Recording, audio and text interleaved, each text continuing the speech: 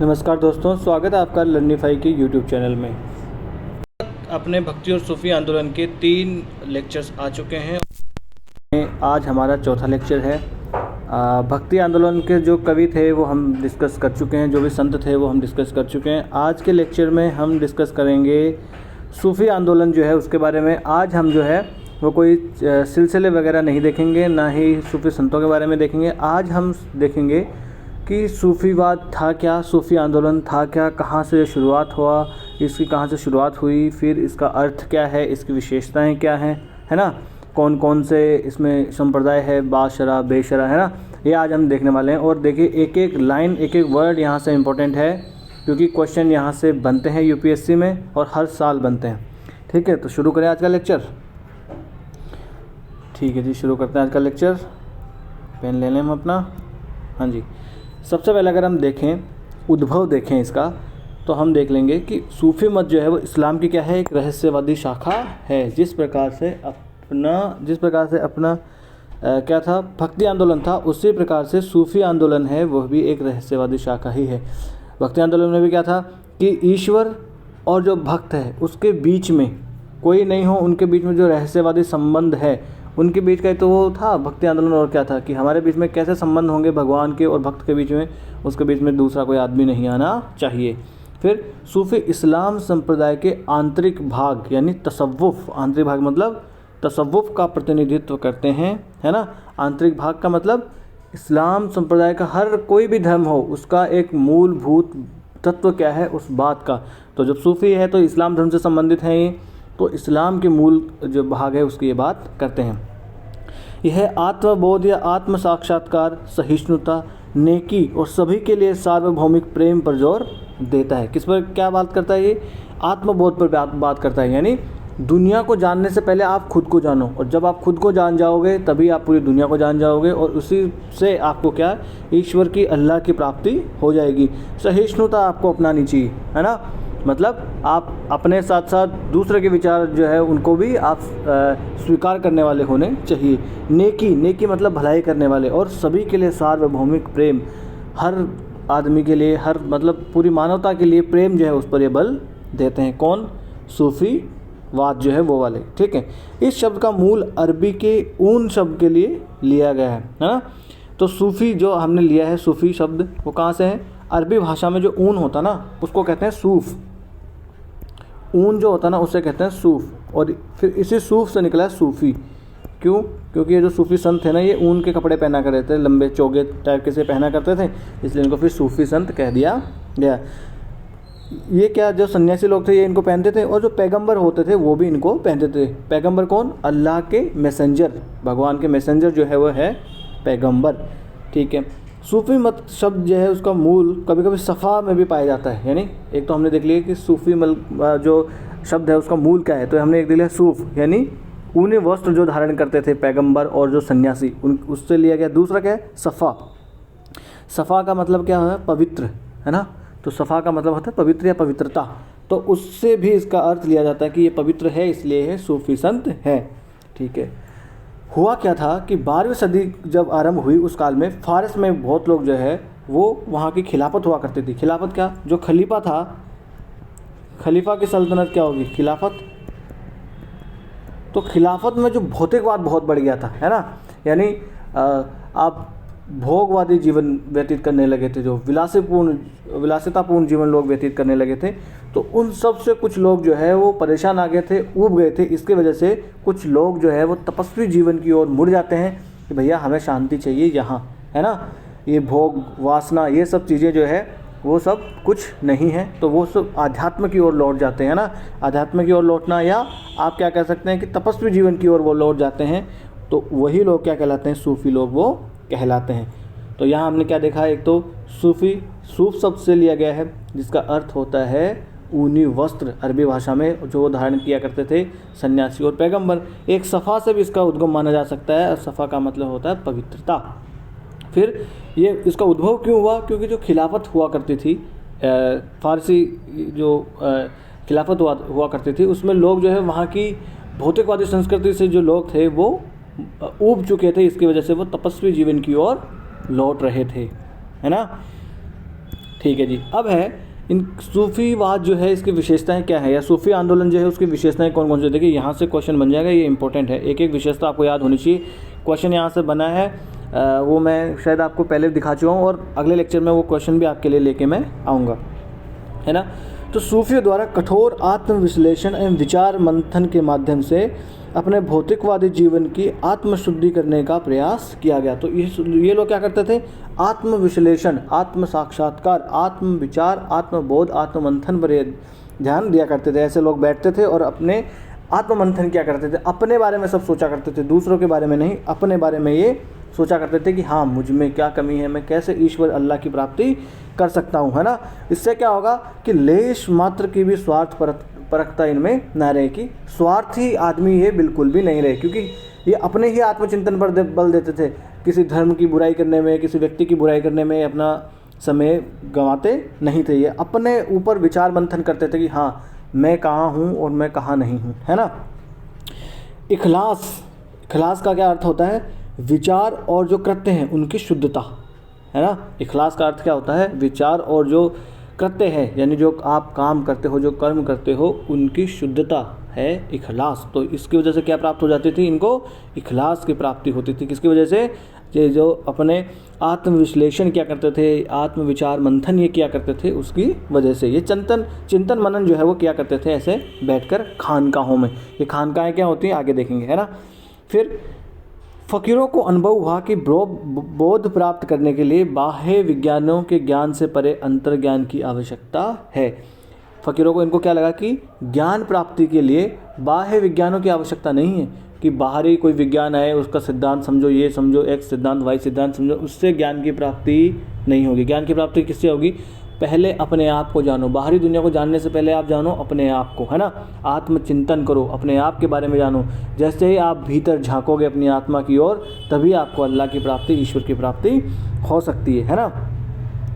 क्योंकि उस प्रदीप्ति तक तर्क बुद्धि की पहुंच नहीं होती है। मतलब प्रदीप्ति मतलब वो ईश्वर अल्लाह जो है, वहाँ तक तर्क बुद्धि की पहुंच नहीं होती है। तर्क लगाकर आप अल्लाह या ईश्वर तक नहीं पहुंच सकते। उस तक कैसे पहुंच सकते हैं आप पहुंच सकते हो आत्मचिंतन के द्वारा, है ना, आत्ममंथन के द्वारा जो है आप उस तक पहुंच सकते हो।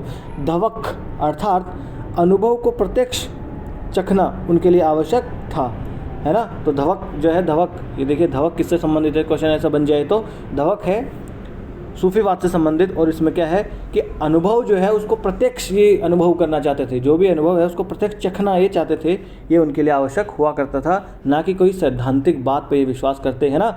विज्ञान में क्या होता है, एक सिद्धांत बना दिया जाता है ना, तो वो सिद्धांतों से रिलेटेड ये कोई नहीं, अनुभव जिसको ये कर सके, है ना। और वो अनुभव कैसे होगा, आत्मचिंतन के द्वारा होगा। जब आप अपनी आत्मा में झांकोगे तभी उस प्रदीप्ति की तरफ, उस जो ज्योत जलती है उसकी तरफ आप, ज्योत किसकी, अल्लाह और ईश्वर के नाम की, वहाँ तक आप पहुँच सकते हैं। फिर इनमें एक पीर मुर्शिद किस परंपरा पाई जाती थी सूफियों में। पीर मुर्शिद क्या होता है, पीर होता है गुरु और मुर्शिद होता है शिष्य, है ना। तो इनमें शिष्य और गुरु की परंपरा पाई जाती थी, पीर मुर्शिद की परंपरा इनमें पाई जाती थी। देखिए समानता इनमें, है ना। पीर मुर्शिद की परंपरा यहाँ पाई जाती थी, और अपने यहाँ जो भक्ति आंदोलन था उसमें भी पीर मुर्शिद की परंपरा पाई जाती थी ना। गुरु शिष्य की परंपरा पाई जाती थी। भाई रामानंद के शिष्य कौन हुए, कबीर, है ना, हुए कि नहीं हुए, उसी प्रकार से। फिर सूफी इस तथ्य का जोरदार समर्थन करते हैं कि इस्लामी ज्ञान को विशेष रूप से पुस्तकों से नहीं अपितु शिक्षकों से सीखा जाना चाहिए। ये सब पर लागू होती है ना। यहाँ तो है ये वाली बात कि जो भी ज्ञान है उसे आप सिर्फ किताबों से हासिल नहीं कर सकते, एक गाइड, एक गुरु आपको चाहिए ही चाहिए। कबीरदास जी ने तो यही तो कहा है कि क्या कहा है, पोथी पढ़ पढ़ जग मुआ पंडित भया न कोई, है। तो वही वाली बात है कि पोथी पढ़ पढ़ जो है कोई पंडित नहीं बन सकता है। क्या चाहिए आपको, एक प्रेम, है ना, ढाई आकर प्रेम का पढ़े सो पंडित होय। तो वही वाली बात है, प्रेम के जो 2 अक्षर पढ़ लिया वही पंडित हो जाता है। पोथी पढ़ने से कोई अर्थ नहीं है, गुरु के सानिध्य में रहकर आप जो है वो आपको धर्म की शिक्षा हासिल करनी चाहिए, वही आपको सही दिशा में आपको अग्रसर कर सकते हैं। क्योंकि आप वो जो लिखा हुआ आप उसका कुछ और अर्थ भी निकाल सकते हैं, है ना। जैसे जिहाद लिखा है, जिहाद लिखा है, तो अगर गुरु इसके बारे में आपको ठीक से आपको ज्ञान नहीं दे तो आप जिहाद का अर्थ कुछ और समझ सकते हैं, है ना, ये वाली बात है। फिर है सूफी मत का अंतिम लक्ष्य क्या है? अल्लाह के साथ मिलन। देखिए भक्ति आंदोलन था, उसका अंतिम लक्ष्य क्या है? ईश्वर के साथ मिलन, मोक्ष की प्राप्ति, परमानंद की प्राप्ति। उसी प्रकार से इनका भी अंतिम उद्देश्य क्या था? अल्लाह के साथ मिलन, वही परमानंद की प्राप्ति इनका उद्देश्य है ना। ये अल्लाह कहते हैं, हम ईश्वर कहते हैं, बात एक ही है। फिर सूफी मत के अनुसार अल्लाह से प्रेम का अर्थ क्या है? मानवता से प्रेम करना, यानी जो आदमी मानव से प्रेम करे, जो आदमी पूरी मानवता से प्रेम करे, सभी सारी दुनिया से प्रेम करे, मतलब वो अल्लाह या ईश्वर से प्रेम करता है। और वे मानवता की सेवा को ही अल्लाह की सेवा की समतुल्य मानते थे। काश ये लोग समझ सके कि ईश्वर जो है उसकी सेवा करना मतलब आप अगर किसी भूखे की, किसी दरिद्र की, किसी कमज़ोर की अगर आप सेवा कर रहे हैं, मतलब आप ईश्वर की ही सेवा कर रहे हैं। वास्तविक जो धर्म है वो तो यही है, बाकी तो सब पाखंड है। आप जानते ही हैं कि मंदिर में जाओ, घंटा बजाओ, ये प्रसाद चढ़ाओ, दूध चढ़ाओ, ये सब तो पाखंड आडंबर है। वास्तविक ईश्वर की सेवा तो वही है जो किसी कमज़ोर की सेवा करे। स्वामी विवेकानंद ने भी तो कहा है, दरिद्र नारायण, है ना, जो गरीब की सेवा करे दरिद्र नारायण, है ना। दरिद्र नारायण की क्या मतलब? जो गरीब है वही भगवान है ना। उसी प्रकार से चलें आगे। एक एक विशेषता आपको याद रखनी है इसमें, यहाँ से क्वेश्चन बन जाते हैं। सेंटेंस दे देगा और आपको पूछ लेगा इनमें से सूफीवाद की कौन सी विशेषताएं हैं, या सूफीवाद के संबंध में कौन से सत्य हैं, है ना। फिर क्या था, इन्होंने सूफियों ने क्या किया? सहिष्णुता की भावना विकसित की। इन्होंने हिंदू मुस्लिम एकता पर इन्होंने बल दिया। अलग अलग प्रकार के जो विचार थे, उन विचारों को इन्होंने क्या किया? समेटा, एक दूसरे को, मतलब विचारों को समावेशी इन्होंने बनाया, है ना, कि आपके जो विचार है वो भी हम स्वीकार करें, हमारे जो विचार है आप वो भी आप स्वीकार करो, है ना। तो इस प्रकार से इन्होंने क्या किया? एक सहिष्णुता की भावना विकसित इन्होंने की। और सूफी मत की कुछ विशेषताएं अगर हम देख लें, जैसे फना होना। फना होना क्या का मतलब क्या है? कि अल्लाह के बंदे का अल्लाह में अगर मिलन हो गया, इसका मतलब क्या हो गया? फना हो गया, है ना। अल्लाह में फ़ना हो जाना मतलब अल्लाह का बंदा है और उस अल्लाह में अगर वो विलीन हो गया, मिलन हो गया, आध्यात्मिक मिलन हो गया, इसका मतलब क्या है? फ़ना होना। फिर इंसान कामिल। इंसान कामिल कौन होता है? जो सर्वगुण संपन्न व्यक्ति होता है ना, वो होता है इंसान कामिल। फिर ज़िक्र तौबा। ज़िक्र तौबा होता है भगवान का हर समय स्मरण करना, यानी अल्लाह का आप हर समय स्मरण करते रहो, वे होता है ज़िक्र तौबा, है ना। फिर वहदतुल वजूद या वहदतुल वजूदी, इसका मतलब क्या है? कि संपूर्ण ब्रह्मांड का एकमात्र अल्लाह है और अल्लाह और जीव की एकता है। ये कहता है वहदतुल वजूद, यानी ये क्या है? क्या देता है? ये एकेश्वरवाद की बात करता है कि नहीं है? जैसे हमने भक्ति आंदोलन में पढ़ा था, एक होता है द्वैतवाद, एक होता है अद्वैतवाद, है ना। तो ये क्या बात करता है? ये ईश्वर और व्यक्ति दोनों को एक ही मानता है, मतलब आत्मा और परमात्मा दोनों को एक ही मानता है। इसका मतलब क्या है? ये भी अद्वैतवाद को ही मानता है। देख समझ रहे हैं आप, अगर इनकी समानता पूछी जाए तो वहदत उल वजूद जो है वो क्या मानता है? अद्वैतवाद मानता है, यानी अल्लाह और जीव की एकता ये मानता है और संपूर्ण ब्रह्मांड का एकमात्र अल्लाह है। जैसे हमने पढ़ा था उसमें भी तो ऐसा ही था कि भगवान है तो भगवान सिर्फ एक है, कौन? श्री कृष्ण भगवान है ना। ऐसा हमने पढ़ा था ना। तो उसी प्रकार से अलग अलग जो संत हुए वो भी अपने आप को, मतलब अपना एक भगवान वो बताते हैं। इसका मतलब ये नहीं कि वो सभी धर्मों पर लागू होता है। इनका कहने का मतलब ये है, जैसे आप कुछ लोग इसको गलत इंटरप्रेट कर लेते हैं, मैंने बहुत सारी डिबेट्स में भी ऐसा देखा है, किसी एक धर्म को बुरा बताने के लिए, नीचा दिखाने के लिए ऐसा बता देते हैं कि इस धर्म में लिखा है कि सिर्फ एक अल्लाह है और अल्लाह ही है और कोई दुनिया में नहीं है। देखिए हमारे धर्म में भी ऐसे बातें लिखी हुई, वो उन्हीं पे लागू होता है जो उस धर्म को मानते हैं। जैसे हमारे गीता में नहीं लिखा, श्री कृष्ण क्या कहते हैं? मैं ही हूँ और सिर्फ मैं ही हूँ, कहते हैं ना ऐसा। इस दुनिया में अगर कोई पैदा हो रहा है उसके पीछे जिम्मेदार मैं हूँ, इसमें कोई सृजन हो रहा है उसके पीछे जिम्मेदार मैं हूँ, इसमें कोई इस दुनिया से कोई जा रहा है उसके पीछे जिम्मेदार मैं हूँ, अगर कोई पत्ता भी हिलता है उसके पीछे जिम्मेदार मैं हूँ, मैं और सिर्फ मैं, है ना। मैं ही सिर्फ हूँ। इसका मतलब ये थोड़ी है कि फिर वो और कोई भगवान नहीं है या और कोई भगवान को नहीं मानते हम, है ना। सेम उसी प्रकार से हैं। तो जो जिनमें अधूरा ज्ञान होता है या जो किसी एजेंडे को लेकर ऐसी बातें करते हैं ना, उनके जाल में आपको नहीं आना है। यही तो पढ़ाई का मतलब है कि आप उन लोगों से ऊपर उठ के सोच सकते हो, है ना। फिर है समा। समा क्या होता है कि सूफ़ी संत हुआ करते थे, ये क्या करते थे? ये भगवान से प्रेम करते थे और भगवान के प्रेम के लिए क्या करते थे? ये गाते थे, नाचते थे, है ना। तो नृत्य के द्वारा, गाने के द्वारा ये क्या करते थे? झूम के ईश्वर की प्राप्ति, ईश्वर के मतलब भक्ति ये किया करते थे, उसी को ये कहते थे समा, है ना। तो अपनी अवधारणाओं को बढ़ावा देने के लिए आध्यात्मिक नृत्य और संगीत, आपने भी सूफ़ी नृत्य या सूफ़ी संगीत आपने देखा होगा ना, जैसे आप वो जोधा अकबर एक मूवी है उसमें भी एक है ना, ऐसे वो नाचते हैं। तो इस प्रकार से वो क्या करते थे, वो अल्लाह की भक्ति, अल्लाह तक जुड़ने का ये कहते थे कि अगर हम ऐसे नृत्य करेंगे, आध्यात्मिक ऐसे गायन हम करेंगे तो हम अल्लाह तक जुड़ पाएंगे। हालांकि अगर देखा जाए तो संगीत जो है वो गैर इस्लामी माना गया है जो इस्लाम धर्म के जो ग्रंथ हैं उनके अनुसार। परंतु ये लोग क्या थे, देखिए इन्होंने मतलब एकदम रिजिड जो है वो चीज़ों को नहीं माना। समझ सकते हैं आप इनकी, तभी तो ये क्या है, तभी तो ये सहिष्णु है ना। पानी पी लो एक बार। समझ में आ रहा है आपको, कनेक्ट कर पा रहे हैं एक दूसरे से कि भक्ति आंदोलन से और सूफी आंदोलन से दोनों कैसे एक दूसरे से अलग हैं, कैसे एक दूसरे के समीप है, एक दूसरे के समान है ना। चले आगे, ठीक है जी चलते हैं। अब है, उन्होंने विस्तृत रीति रिवाजों को खारिज किया और लेकिन भक्ति संतों की तरह शक्ति तपस्वी जीवन का प्रचार नहीं किया। देखिए भक्ति संत जो थे उन्होंने भी क्या किया, जो बाह्य आडंबर थे, बाह्य रीति रिवाज थे, उनको खारिज उन्होंने किया। उन्होंने बोला भगवान जो है प्रभु तक अगर हमारी बात पहुंचनी है तो हमें किसी मिडिल मैन की आवश्यकता नहीं है, किसी बाह्य आडंबर की आवश्यकता नहीं है। सीधी आप भक्ति करो, उससे आपको ईश्वर की प्राप्ति, मोक्ष की प्राप्ति हो जाएगी। इसी प्रकार से इन्होंने भी यही कहा है ना, बाह्य आडंबरों को इन्होंने भी नकारा। परंतु जितने सख्त तपस्वी जीवन की बात भक्ति आंदोलन वो जो करते थे भक्ति संत, उतनी सख्ती से ये उसकी बात नहीं करते हैं। कुछ ऐसे हम देखेंगे, आगे पढ़ेंगे जब, सूफी संत भी हुए कि उन्होंने तो राज्य की सेवा भी स्वीकार उन्होंने कर ली। हम पढ़ेंगे दिल्ली सल्तनत जो थी उसमें वो राज्य की सेवा भी स्वीकार कर लेते हैं। उनका धार्मिक दृष्टिकोण केवल इस्लाम से ही नहीं बल्कि बौद्ध, ईसाई और हिंदू धर्म से भी उधार लिया गया था। यानी कि देखिए यही तभी तो ये सर्वसमावेशी है, समावेशी, सहिष्णु, ये शब्द आपको याद रखने अगर मेंस में क्वेश्चन बन जाए तो, है ना, कि इनका योगदान क्या रहा, भक्ति और सूफी संतों का भारतीय समाज में योगदान क्या रहा। तो देखिए समाज को समावेशी, सहिष्णु बनाने में देखिए हिंदू धर्म से, बौद्ध धर्म से, है ना, ईसाई धर्म से, सब धर्मों से इन्होंने जो है अच्छी अच्छी चीज़ें अपने पास उधार ली, तभी तो ये सहिष्णु बन पाए। भारत में अधिकतर सूफियों ने एकेश्वरवाद के संदर्भ में अल्लाह के साथ सम्मिलन की परिकल्पना की ओर उपदेश दिया, है ना। एकेश्वरवाद, अद्वैतवाद का भी तो बताया मैंने,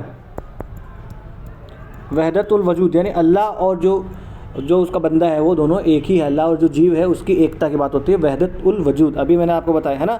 तो ये एकेश्वरवाद की बात मानते थे ऑलमोस्ट सारे के सारे। पर कुछ ऐसे जो थे जो अद्वैतवाद मतलब जो द्वैतवाद है उसकी भी बात करते हैं। फिर है, कई हिंदुओं ने सूफी विचारों को वेदांत दर्शन के समान पाया। तो कुछ जो हिंदू थे उन्होंने सूफी विचार जो थे उनको वेदांत दर्शन के करीब भी पाया, इसलिए वो लोग भी सूफ़ी जो आंदोलन थे उससे प्रभावित हुए, उनके संपर्क में, सूफ़ी संतों के संपर्क में आए। और आज भी हम देख सकते हैं कि सूफ़ी संत की जो दरगाहें होती हैं वहाँ पर मुस्लिम के साथ साथ सभी धर्मों के लोग जाते हैं, हिंदू भी जाते हैं। जैसे अजमेर में है ख्वाजा मोइनुद्दीन चिश्ती की दरगाह है, वहाँ पर सब जाते हैं, है ना। निजामुद्दीन औलिया की दरगाह पे सब जाते हैं, मैं तो गया हुआ हूँ दोनों दरगाहों पे, आपको भी जाना चाहिए। ऐसे महान संतों की दरगाहों पे तो आपको जाना ही चाहिए, ठीक है। वे सभी धर्मों की एकता में विश्वास रखते थे, है ना, वे सभी धर्मों को मानते थे। ऐसा नहीं कि सिर्फ मैं ये मानूंगा ये नहीं मानूंगा, बल्कि वो तो दूसरे धर्मों की अच्छी अच्छी चीज़ों को ले भी लेते थे, है ना। वे मनुष्य की समता और विश्व बंधुत्व में विश्वास रखते थे, यही इनका समाज में योगदान है। मनुष्यों की एकता में और विश्व बंधुत्व जो है उसमें विश्वास किया करते थे। और इसीलिए ये जो है जो दिल्ली सल्तनत थी उसके सामाजिक स्थायित्व में भी भूमिका निभाते हैं, है ना। क्यों, ये शांति का संदेश अगर देंगे तो उसकी वजह से सल्तनत में शांति बनी रहेगी, तो सल्तनत स्थायी रहेगी ना। हाँ भाई। फिर प्रारंभिक सूफी न केवल तपस्वी थे बल्कि सभी प्रकार के सांसारिक दुखों का परित्याग करके स्वैच्छिक निर्धनता का जीवन भी जीते थे। जो शुरुआत के जो सूफी संत हुए वो लोग क्या करते थे, वो एकदम तपस्वी जीवन जिया करते थे, सभी सांसारिक जो दुख थे उनका वो परित्याग कर दिया करते थे और दूर जाके अकेलेपन में वो रहा करते थे, है ना। बाद वाले जो कुछ सूफी संत आए उन्होंने राज्य की सेवाएं भी स्वीकार कर ली, ठीक है। अधिकतर सूफी संत जो थे वो अल्लाह के साथ अपने अनुभवों का वर्णन करते हुए प्रेम और अंतरंग अनुराग की शब्दावली का प्रयोग करते हैं, है ना। वो जब भी अल्लाह के साथ अपना वो संबंध बताते हैं तो वो एक प्रेम की शब्दावली है जो उसका वर्णन ये करते हैं, है ना। जैसे अगर कोई लड़का लड़की प्रेम करते हैं तो वो भी कुछ ऐसी अंतरंग शब्दावली का इस्तेमाल करते हैं ना, मेरे बाबू ने थाना थाया, ऐसा वाला। हाँ, तो वो क्या है, वो उसी प्रेम का अंतरंग की एक शब्दावली अनुराग की शब्दावली हुआ करती है। तो ये भी कहते थे अहले दिल, है ना, उसी प्रकार से। तो अल्लाह या अपने सूफी गुरुओं के प्रेमी के रूप में प्रसिद्ध होना उनके लिए सम्मान की बात हुआ करती थी, है ना। वो प्रेमी उनका कौन हुआ करता था? अल्लाह से प्रेम किया करते थे, तो उनके दीवाने के रूप में जाने जाना उनके लिए सम्मान की बात होती थी कि मैं तो अल्लाह का दीवाना हूँ, है ना, ऐसी बातें। उन्हें अहले दिल या हृदय के स्वामी भी कहा जाता था कि अल्लाह जो है मेरे अहले दिल, मतलब आप किसी के अहले दिल कोई और होता है ना। आजकल जो चल रहा है अहले दिल किस प्रकार से होता है, मगर वहाँ इनके संबंध में क्या होता है? अहले दिल कौन था इनका? अल्लाह, है ना। अल्लाह से प्रेम किया करते थे, तो अल्लाह जो है वो इनके अहले दिल हुआ करते थे। अहले दिल का मतलब होता है मेरे हृदय का स्वामी। आपके भी होंगे हृदय के स्वामी, सबके अपने अपने। चले आगे। फिर है सूफी संत फ़कीर है ना। फ़कीर मतलब गरीब। दरवेश, दरवेश मतलब होता है भिक्षा के लिए दरवाजे पर खड़ा हुआ व्यक्ति होता है दरवेश होते थे। तो ये क्या होते थे? सूफी संत फ़कीर दरवेश हुआ करते थे, है ना। गरीब आदमी होते थे, क्या मांग मांग के खाते थे, बस ईश्वर की भक्ति में अपने आप को लगाए रखते थे। कुछ इतिहासकार के अनुसार सूफी मत जो है उसके इतिहास में 3 चरण हुए हैं, यानी सूफी मत का अगर विकास हुआ तो वो 3 चरणों के बीच में, 3 चरणों में उसका विकास हुआ है ना। अब वो चरण कौन कौन से हैं वो एक एक हम देख लेते हैं। पहला चरण है खानकाह, जो इसके अगर अवधि देखा जाए तो 10वीं शताब्दी इसकी अवधि है, ठीक है। इस काल में क्या था? सुनहरे रहस्यवाद का युग इसे कहा जाता है। रहस्यवाद मतलब ईश्वर और जो ईश्वर मतलब अल्लाह और अल्लाह का जो बंदा है उनके बीच में जो संबंध है वो किस प्रकार का संबंध होगा, वही एक रहस्यवादी संबंध है। तो वो रहस्यवाद का युग माना जाता है, पहला चरण। और खानकाह का चरण माना इसे। खानकाह क्या होती थी? ये देखिए ऐसी खानकाहें होती थी। खानकाह मतलब जहाँ पर सूफी संत जो थे वहाँ पर बैठते थे, अल्लाह का स्मरण करते थे, है ना, अपने आत्मचिंतन किया करते थे, बैठते थे, है ना। वो जगह होती थी, वो होती थी खानकाहें, है ना। दूसरा चरण होता है तरीका, है ना। तरीका ये था 11वीं से 14वीं शताब्दी के बीच में जो है तरीका का काल माना जाता है। इस काल में क्या था कि सूफीवाद वो संस्थागत हो गया था। पहले क्या था? ये गरीबों के जैसे रहा करते थे, खानकाहों में रहा करते थे। खानकाह इतनी सुंदर हो ये ज़रूरी नहीं है। खानकाह कैसी भी गुफा टाइप की जिस प्रकार की भी होगी जहाँ वो रहते थे, आत्मचिंतन किया करते थे, वो खानकाहें। फिर आगे जैसे जैसे आगे बढ़ा सूफीवाद, उसके बाद क्या हुआ? 11वीं से 14वीं शताब्दी के बीच में इनसे अनेक परंपराएं और प्रतीक इनसे जुड़ने लगे। किसे? सूफीवाद जो था, सूफी आंदोलन, उनसे कुछ प्रतीक जुड़ने लगे, कुछ संस्थाएं, मतलब संस्थागत एक तरीके का ये हो गया, कुछ परंपराएं इनसे जुड़ने लग गई, है ना। कि पीले वस्त्र धारण करेंगे, सफ़ेद वस्त्र धारण करेंगे, हरा जो है वो सर पे बांधेंगे, ऐसे कुछ परंपराएं इनसे जुड़ गई, है ना। कुछ प्रतीक जो है इनसे जुड़ गए। फिर तीसरा चरण था वो तरीफ़ा। तो तीसरा चरण तरीफ़ा में क्या हुआ था? सूफीवाद इस काल में बहुत लोकप्रिय इस काल में हो गया था। तो वो तीसरा चरण था तरीफ़ा। तो देखिए इससे क्वेश्चन क्या बन सकता है? खानकाह क्या है? एक तो सीधा सीधा ऐसा क्वेश्चन बन सकता है। तरीका या तरीफ़ा क्या है? ये किससे संबंधित है? तो ये सूफी आंदोलन से संबंधित है। खानकाह क्या होती थी? जहाँ पर सूफी संत बैठ के आत्मचिंतन क्या करते थे, वो होती थी खानकाहें, है ना। अपने शिष्यों के साथ बैठ कर वो वार्तालाप किया करते थे, वो, ठीक है। तरीका, तरीफ़ा ये किससे संबंधित है? सूफीवाद से संबंधित है। इसके चरण कौन कौन से हैं? अगर चरण तीनों दे दें तो खानकाह आ जाएगा पहले, है ना। फिर तरीका, ये नुक्ता वाला वर्ड है, फिर तरीफ़ा, है ना। तो इसके चरण हो जाते हैं। चले आगे। याद रखने की एक चीज़ आपको। फिर सूफी के आध्यात्मिक अधिकार और राजा के दार्शनिक अधिकार के अधीन आने के बाद वह भूमि जो युद्ध स्थल थी शांति स्थल बन गई। तो वो जगह क्या कहलाई? वो क्या स्थिति क्या कहलाई? दारुल इस्लाम या दारुस इस्लाम, है ना। दारुल इस्लाम का मतलब है कि इस्लाम या सूफीवाद के संपर्क में आने के बाद जो भूमि जो थी युद्ध स्थल हुआ करती थी वो एक शांति की भूमि बन गई। तो वो कौन सी जगह बन गई? वो दारुल इस्लाम बन गई। दारुस इस्लाम या दारुल इस्लाम वो बन गई, ठीक है। ये देखिए ये पूछा जा सकता है। फिर सूफीवाद की मूल विशेषताओं में पवित्रता की अवधारणा सम्मिलित हुआ करती थी। सूफीवादी जो थे वो क्या करते थे? हृदय की शुद्धि, जिसे कहते हैं तस्फियत अल क़ल्ब। इतना कोई आपको याद रखने की जरूरत नहीं है। आप ये समझो कि ये जो हृदय की शुद्धि की प्रक्रिया ये बन जाता है। इसका आशय था ध्यान अभ्यास पर आधारित कठोर नैतिक अनुशासन हुआ करता था। क्या पवित्रता का अर्थ है ना। इसमें क्या होता था? हृदय की शुद्धि कैसे करते थे? ध्यान किया करते थे, है ना। इस प्रकार से योगा टाइप का ये किया करते थे बैठ के, है ना। कठोर नैतिक अनुशासन ये रखा करते थे अपने ऊपर, है ना। सूफी दर्शन के मूलभूत बिंदु है आंतरिक सत्यता की प्रधानता और ये विश्वास करना कि अल्लाह आदि अंत आंतरिक और बाह्य है ना। ये क्या करते थे? इनकी मूलभूत दर्शन क्या है, सूफी दर्शन का मूल क्या है? आंतरिक सत्य की प्रधानता, यानी आंतरिक सत्य क्या, अपना सत्य, अंदर का सत्य है ना, ईश्वर क्या है क्या नहीं है वो सत्य जानना, सत्य की खोज है ना। और अल्लाह जो है वही आदि है, वही अंत है, वही आंतरिक है, वही बाह्य है। वो ये जो है किसका मूल है?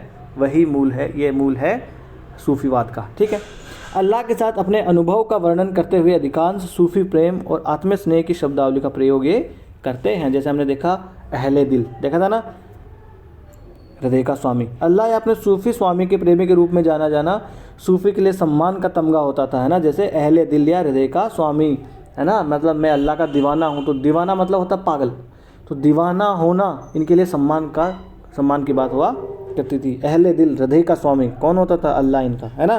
तो ये कठोर नैतिक अनुशासन पर, ध्यान साधना पर भी ये बल दिया करते थे, योगा वगैरह किया करते थे, है ना। फिर है सूफी खानका भी पदानुक्रम के बिना नहीं थी। जैसे खानकाएँ हैं, तो खानकाओं में कौन होते थे?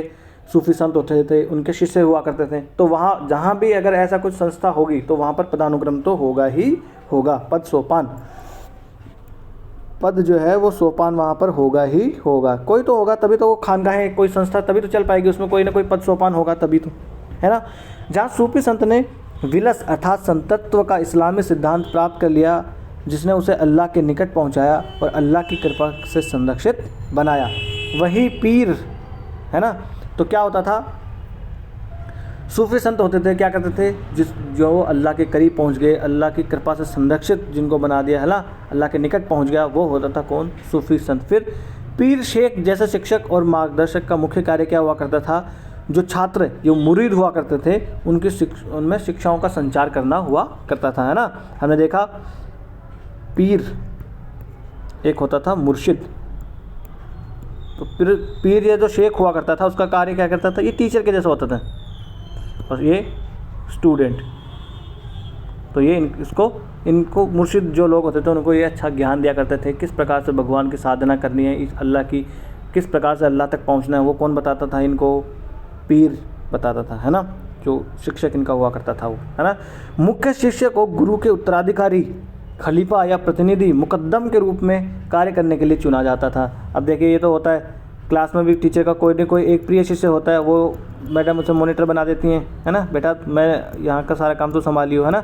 तो वही वाली बात है, यहाँ भी जो प्रिय शिष्य हुआ करता था, जो मुख्य शिष्य हुआ करता था गुरु का, उसको उत्तराधिकारी बनाया जाता था, या खलीफा उत्तराधिकारी कहते हैं, वो बनाया जाता था। प्रतिनिधि जिसे मुकद्दम कहते हैं, है ना। चलो मुकद्दम से आपको याद आता है, खूत और मुकद्दम कौन थे दिल्ली सल्तनत के काल में? कहाँ से संबंधित हुआ करते थे?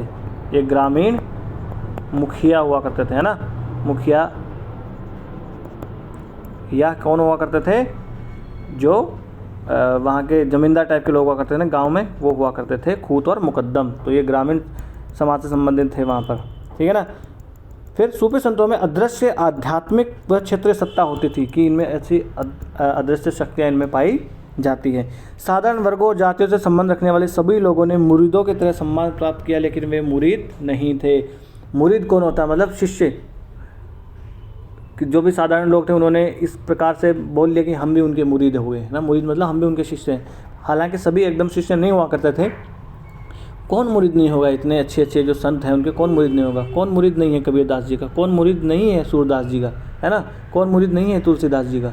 जो भगवान को नहीं मानता होगा, नास्तिक होगा, वो भी मुरीद होगा इनका। क्यों? इन्होंने जो लिखा है उस काल में आज भी नहीं लिख पाएंगे लोग, है ना। आगे चलें। फिर है इन सूफीवाद जो है, सूफी आंदोलन जो है उसका उद्देश्य क्या हुआ करता था? सूफी रहस्यवादी चिंतन में दो अलग अलग दर्शन हैं। कौन से? एक है वहदत उल वजूद जो हमने पढ़ा था। देखिए एक तो वहदत उल वजूद, ये वहदत असवजूद अल वजूद एक ही बात है। एक होता था कौन सा? वहदत उल शुहूद, वहदत उल शुहूद। अब देखिए ये हुआ क्या करता था? वहदत उल वजूद जो क्या करता था, ये अद्वैतवाद मानता था। अद्वैतवाद, एकेश्वरवाद मानता था ना। अद्वैतवाद मतलब ये अल्लाह और अल्लाह के बंदे दोनों को एक ही मानता था। वहदत उल मुहू जो ये था शुहूद, वहदत उल शुहूद जो था ये क्या करता था? ये द्वैतवाद को मानता था। है ना। अब देख लेते, यहाँ से क्वेश्चन मेरे हिसाब से बन सकता है इस बार, ये ध्यान से आप पढ़ना है इसको एक बार। सूफी रहस्यवादी चिंतन दो अलग अलग दर्शन है, कौन सा? एक है वहदत अल वजूद, अस्तित्व की एकता की अवधारणा को स्वीकार करता है। अस्तित्व की एकता मतलब ईश्वर और ईश्वर का बनाया हुआ बंदा दोनों एक ही है। और इसको किसने आविष्कार इसका किया या किसने ये प्रतिपादित किया? तो इब्न अरबी जो था, इब्न अरबी नाम के जो संत थे, सूफी संत, उन्होंने इसका आविष्कार किया या इसको प्रतिपादित किया। किसको? वहदत उल वजूद। ये दे सकता है आपको कि इब्न अरबी जो है इसने आविष्कार किया वहदत उल वजूद का, या इसने प्रतिपादित किया, ये इसलिए ये क्वेश्चन बन सकता है मेरे हिसाब से इस बार, है ना। ये दर्शन वहदत उल वजूद क्या बल देता है? परम सत्य, अल्लाह को छोड़कर कोई सत्य का अस्तित्व नहीं है, सिर्फ है अल्लाह है। अद्वैतवाद का सिद्धांत मानता है ना, असत्य का अस्तित्व नहीं है। यह है कि ब्रह्मांड के भीतर एकमात्र सत्य जो है अल्लाह, और ये कि सभी चीज़ों एकमात्र अल्लाह के भीतर ही अस्तित्वमान है, ये मानता है ना। अस्तित्व की एकता मानता है कौन? वहदत उल वजूद। और ये किसने दिया? इब्न अरबी साहब ने ये दिया। दूसरी अवधारणा क्या है? वहदत उल शुहूद। ये है शुहूद या प्रतीति की एकता की है। इस शाखा की नींव भारत में अहमद सरहिंदी, है ना, शेख अहमद सरहिंदी जो है इसने इसकी नींव डाली कहाँ पर? भारत में। किसकी? वहदत उल शुहूद की, है ना। अनेक अनुयायियों को आकर्षित करने के लिए अल दला दौला सिमनानी ने डाली थी। अला दल दौला सिमनानी छोड़ो। अहमद सरहिंदी ने भारतीय उपमहाद्वीप में इस सिद्धांत के सबसे व्यापक रूप से स्वीकार्य कुछ सूत्रों का प्रतिपादन किया। उन्होंने माना कि अल्लाह और सृष्टि एक समान नहीं है। वही बात द्वैतवाद वाली, कौन सी? आत्मा और परमात्मा दोनों अलग अलग हैं, वही। तो ये द्वैतवाद मानता है। ये जो अद्वैतवाद था ना वहदतुल वजूद, उसको ये बंदा नहीं मानता है। कौन? शेख अहमद सरहिंदी। ये क्या कहता है? अल्लाह और सृष्टि एक समान नहीं है, बल्कि सृष्टि देव नाम की छाया या प्रतिबिंब है। यानी अल्लाह की प्रतिबिंब या अल्लाह का छाया कौन है? ये सृष्टि पूरी। इसलिए अल्लाह और उसकी छाया जो ये सृष्टि है वो एक नहीं है, ये दो अलग अलग चीज़ें। जब वे अपने विपरीत गैर सत्ताओं के दर्पण में प्रतिबिंबित होते हैं तभी आरोपित होते हैं। तो आपको यहाँ से क्या समझ लेना है? एक नई स्लाइड लेके मैं आपको समझा देता हूँ। इसकी दो धारणाएँ हो गई, एक वहदत उल वजूद, एक वहदत उल वहदत उल शुहूद। ये इब्न इरनी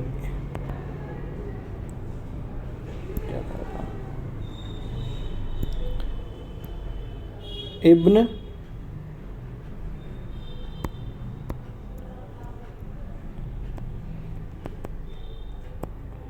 इब्न अरबी जो नाम का एक आदमी था, उसने दिया वहदतुल वजूद। और ये किसने दिया? शेख अहमद सरहिंदी। सर इंग्लिश नहीं, सरहिंदी, है ना। वहदतुल शुहूद किसने दिया? शेख अहमद सरहिंदी। ये क्या मानता है? अद्वैतवाद मानता है। अद्वैतवाद मतलब समझते हैं आप? ये द्वैतवाद मानता है। द्वैतवाद का मतलब आप समझते हैं ना? यानी एक यहाँ पर क्या है? सिर्फ अल्लाह है, सब उसी का है, जो है वो है, ईश्वर है, अल्लाह ही अल्लाह है, बस और कोई नहीं। ये द्वैतवाद वाले क्या मानते हैं? वहदतुल शुहूद वाले कि एक अल्लाह है और एक सृष्टि है ना। ये मानते हैं कौन? वहदतुल शुहूद वाले। ये आपको याद रख लेना है। ये मेरे हिसाब से क्वेश्चन इस बार बन सकता है। नाम इब्न अरबी, शेख अहमद सरहिंदी, अद्वैतवाद, द्वैतवाद, वहदतुल वजूद, वहदतुल शुहूद, ये आपको याद रख लेना है। ठीक है जी, चले आगे। फिर अब हम देख लेते हैं भारत में विभिन्न सूफ़ी सिलसिले कौन कौन से हुए। आज हम सिर्फ इसका एक इंट्रोडक्शन टाइप का देखेंगे। कल से हम देखेंगे कि कौन कौन से जो है वो अपने यहाँ सिलसिले, सूफ़ी सिलसिले हुए और उनके कौन कौन से मुख्य संत हुए। सूफ़ी मत जो था वो बहुत सारे सिलसिलों में संगठित हुआ करता था।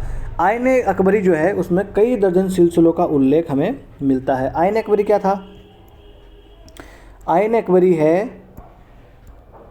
जो अकबर है उसके टाइम पे ये लिखी गई एक बुक है, कानून की बुक। जैसे आज भी कहते हैं ना हमारा संविधान आईन, आईन कहते हैं ना। संसद में आपने अगर ओवैसी साहब का अगर भाषण सुना होगा तो वैसे ही कहते हैं, है ना, भारत के आईन में। तो आईन अकबरी में कई दर्जन सिलसिलों का उल्लेख हमें मिलता है। वो दो प्रकार के ये भी हुआ करते, एक बेशरा, एक बाशरा। जैसे बाशरा और बेशरा, इनमें क्या फ़र्क है समझ लेंगे आगे एक नई स्लाइड लेके भी। यहाँ हल्का हल्का आप समझ लीजिए। बाशरा जो होते थे वो कौन थे? जो सूफ़ी संत जो इस्लाम के कानून यानी शरिया का पालन किया करते थे और एक संत द्वारा स्थापित सिलसिले को उनके शिष्यों द्वारा जारी रखा जाता था। यानी जो संत इस्लाम के कानून यानी जो शरीयत है उसका पालन किया करते थे वो बाशरा हो गए, है ना। और बेशरा कौन से? वो आदमी, वो संत, सूफी संत जो शरिया में विश्वास नहीं करते थे, वो कौन हो गए? बेशरा हो गए, ठीक है। अब जो बाशरा वाले थे, ये इनके 12 सिलसिले हमारे यहाँ पाए गए। कौन कौन से? चिश्ती, सुहरावर्दी, फिरदौसी, कादिरी, नक्शबंदी जैसे सिलसिले जो हैं वो बाशरा ही सिलसिले पाए जाते हैं। यानी ये क्या है? ये शरीयत के का जो कानून है, जो इस्लाम कानून है उसका पालन ये करते हैं। और बेशरा वाले जो होते हैं ये शरीयत में विश्वास नहीं करते, ना ही उसके कानून का पालन करते थे, है ना। ये क्या कहते हैं? इन्हें क्या कहते हैं? इन्हें मस्त कलंदर, मलंग, हैदरी इन्हें कहा जाने लगा, है ना, क्योंकि ये किसी को मानते नहीं है, इसलिए मस्त कलंदर है, हैदरी है ना। इन यायावर संतों को सामान्य रूप से बाबा कहा जाता था, है ना। उनके लिखित विवरण शायद ही हमें मिलते हैं। सामान्य रूप से उन्होंने तपस्वी जीवन के अति कठोर रूपों का पालन किया और रस्मों की अवहेलना या उपेक्षा उन्होंने की। वो लोग क्या करते थे?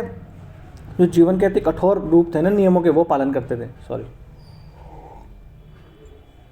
यानी एकांत में रहना, ध्यान साधना करना, योगा तरीके जैसे करना, है ना, समा बांधना, वो सब चीज़ें ये किया करते थे। समा मतलब वही ईश्वर से जुड़ जाना नृत्य और संगीत के माध्यम से, है ना। इसीलिए इन्हें मस्त कलंदर हैदरी ने कहा जाता है। तभी तो दमादम मस्त कलंदर, अलीदा पहला नंबर है, वो सुना होगा आपने, सूफी जो गाना है वो, है ना। तो ये हमने देख ली एक बेशरा और एक बाशरा। एक स्लाइड लेके समझा दो आपको। भारत में सूफी सिलसिले जो हुए वो 2 प्रकार के हुए। एक हुआ अपना बेशरा, एक हुआ अपना बाशरा। जहाँ भी बा लग जाता है ना, मतलब कानून के अकॉर्डिंग होता है ना, है ना। बा मुलाइजा बा, आपने सुना नहीं होगा। बेशरा मतलब जो शरीयत को नहीं मानते, शरीयत को नहीं मानते। बाशरा वाले क्या करेंगे? इस शरीयत को मानेंगे, शरीयत को मानेंगे, उसके कानूनों का पालन करेंगे। और भारत में जो मुख्य हैं वो सारे अपने जो सिलसिले हैं वो बाशरा ही हुए हैं। जैसे चिश्ती हो गया, सुहरावर्दी हो गया, है ना, इस प्रकार से नक्शबंदी हो गया, कादरी हो गया। जो बेशरा वाले जो है इन्हें क्या कहते हैं? मस्त, मलंग, है ना, कलंदर। ये पूछा जा सकता है कि मस्त मलंग कलंदर जो है ये कौन से संत हुआ करते थे? ये थे बेशरा वाले, है ना। समझ में आ गया आपको? चलें आगे चलें। बस तो आज का लेक्चर हम यहीं समाप्त करते हैं, क्योंकि अगर इसको और पढ़ा देता तो एक तो देखिए लेक्चर भी लंबा हो जाता और फिर आप कंफ्यूज हो जाते। तो कल से हम क्या देखेंगे? तो जो सिलसिले अपने यहाँ आए ना, 4-5 मुख्य सिलसिले हैं ना, जैसे चिश्ती हो गया, सुहरावर्दी हो गया, वो कहाँ से हैं, कौन उनके मुख्य संत हुए, है ना, वो हम देख लेंगे कल के लेक्चर में, ठीक है। आज का लेक्चर हम यहीं समाप्त करते हैं। ये अपना टेलीग्राम चैनल है लर्निफाई अनलॉकिंग नॉलेज के नाम से। यहाँ पर आपको मिलेगी इस लेक्चर की PDF और भी जो पढ़ाई से संबंधित आपको मटेरियल मिलेगा फ्री में, वो इसी चैनल पर आपको मिलेगा। अगर आपको लेक्चर अच्छा लगा हो तो लाइक कीजिए और चैनल को सब्सक्राइब कर लीजिए। और अगर आपको कोई सलाह लेनी हो या कुछ सलाह आपको देनी हो तो आप हमें कमेंट्स में लिख सकते हैं और बड़े ही लोकतांत्रिक ढंग से हम अपने इस छोटे से परिवार को आगे बढ़ाएंगे। नमस्ते, धन्यवाद।